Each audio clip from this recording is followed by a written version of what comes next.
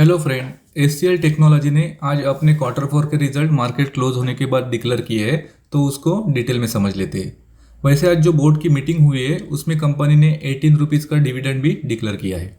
तो चलिए रिजल्ट देख लेते हैं। ये जो रिजल्ट्स है वो कंसोलिडेटेड रिजल्ट्स है और वैल्यू करोड्स में है।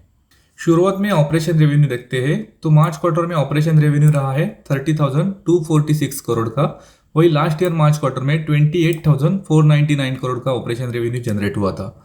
तो यहाँ पर 6% का इंक्रीज हमें ईयर ऑन ईयर देखने को मिल रहा है।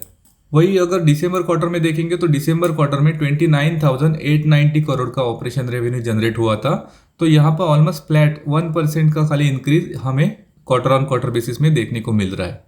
वैसे जो ऑपरेशन रेवेन्यू के जो एस्टिमेट्स थे वो आपके स्क्रीन पे दिख रहे हैं और उनका एवरेज आ रहा था अराउंड 30,331 करोड़ का, यानी कि ऑलमोस्ट सिमिलर हमें ऑपरेशन रेवेन्यू दिखाई दे रहा है। अगर टोटल इनकम देखेंगे तो टोटल इनकम रहा है मार्च क्वार्टर में 30,695 करोड़ का।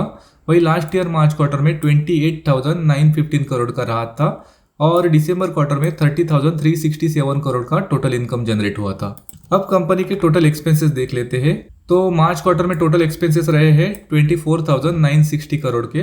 वही लास्ट ईयर मार्च क्वार्टर में 23,646 करोड़ के टोटल एक्सपेंसेस रहे थे और दिसंबर क्वार्टर में 24,235 करोड़ के टोटल एक्सपेंसेस रहे थे। यहाँ पर खर्चे अगर देखेंगे तो थोड़े से बढ़ के हमें देखने को मिल रहे हैं और उसका रीजन ये है कि जो एम्प्लॉयज बेनिफिट एक्सपेंसेस है उसमें अगर देखेंगे तो लास्ट दोनों क्वार्टर से हमें अराउंड 800 to 1000 करोड़ के आसपास की बढ़त देखने को मिल रही है और उसी की वजह से जो टोटल एक्सपेंसेस है वो बढ़ के हमें देखने को मिल रहे हैं। अब कंपनी का प्रॉफिट देख लेते हैं। तो कंपनी का प्रॉफिट रहा है मार्च क्वार्टर में 4,309 करोड़ का।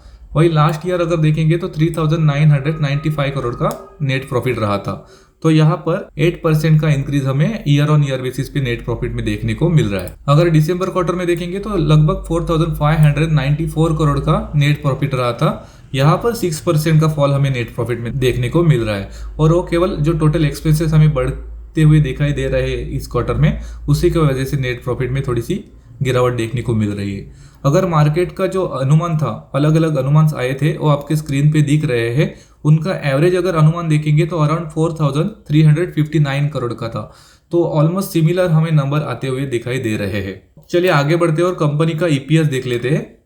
तो कंपनी का बेसिक ईपीएस रहा है मार्च क्वार्टर में 15.90 रुपीज़। वही लास्ट ईयर मार्च क्वार्टर में 14.72 रुपीज़ रहा था और दिसंबर क्वार्टर में 16.94 रुपीज़ रहा था। यहाँ पर अगर अर्निंग पर शेयर देखेंगे तो ईयर ऑन ईयर बेसिस पे थोड़ा सा बढ़त हमें देखने को मिला है, लेकिन क्वार्टर ऑन क्वार्टर बेसिस पे थोड़ी सी कमी देखने को मिली है।